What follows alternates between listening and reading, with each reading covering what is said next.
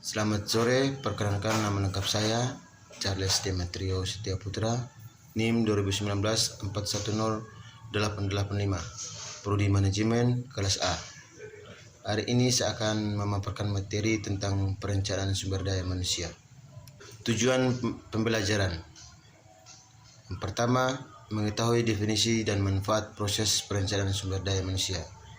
Yang kedua, mengetahui faktor-faktor yang mempengaruhi permintaan dan penawaran tenaga kerja. Yang ketiga, mengetahui teknik-teknik peramalan permintaan tenaga kerja. Yang pertama A, pengertian perencanaan sumber daya manusia. Perencanaan sumber daya manusia merupakan salah satu aktivitas penting dalam manajemen sumber daya manusia. Aktivitas ini penting karena berperan dalam proses perencanaan strategis sumber daya manusia di dalam organisasi.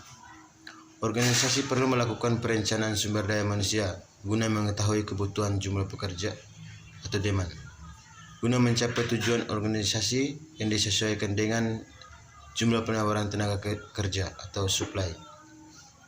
Perencanaan sumber daya manusia (Human Resource Planning) didefinisikan sebagai proses perkiraan atau peramalan atau forecasting akan kebutuhan sumber daya manusia di dalam sebuah organisasi dengan melihat ketersediaan sumber daya manusia baik di dalam organisasi internal maupun di luar organisasi eksternal.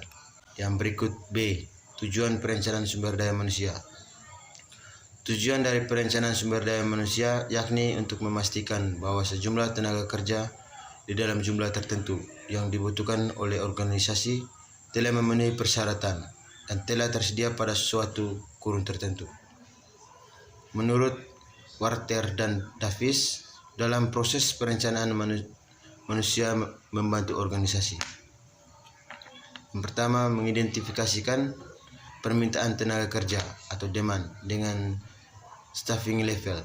Yang kedua, meningkatkan pemanfaatan tenaga kerja secara optimal. Yang ketiga, menyelaraskan aktivitas-aktivitas manajemen sumber daya manusia dengan tujuan-tujuan strategis organisasi secara efisien.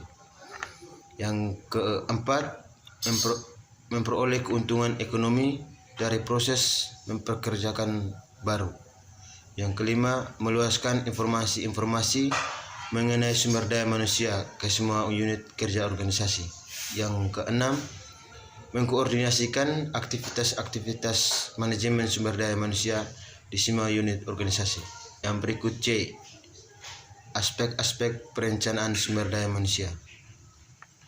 Aspek-aspek yang perlu diperhatikan dalam perencanaan sumber daya manusia yakni aspek kuantitas sumber daya manusia yang tepat, aspek kualitas sumber daya manusia yang tepat, aspek waktu dan posisi yang tepat, aspek perhatian terhadap tujuan individu maupun tujuan organisasi secara maksimal. Yang berikut D, tahap dalam perencanaan sumber daya manusia.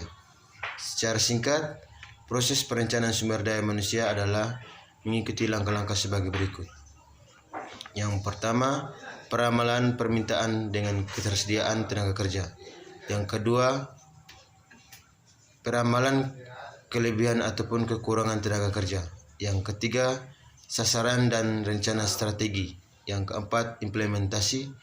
Yang kelima, evaluasi. Yang berikut E, teknik peramalan tenaga kerja. Terdapat 3 teknik yang dipergunakan dalam peramalan kebutuhan tenaga kerja, yakni teknik Delphi. Metode Delphi adalah metode peramalan atau forecasting yang digunakan untuk meramalkan kemungkinan yang akan terjadi di masa depan dengan menggunakan pandangan dan kesepakatan dari sekelompok ahli yang berasal dari berbagai bidang kerja atau industri. Rata-rata bergerak atau moving average merupakan sebuah pendekatan kuantitatif untuk meramalkan permintaan tenaga kerja yang didasarkan pada suatu indeks organisasi seperti penjualan. Manajemen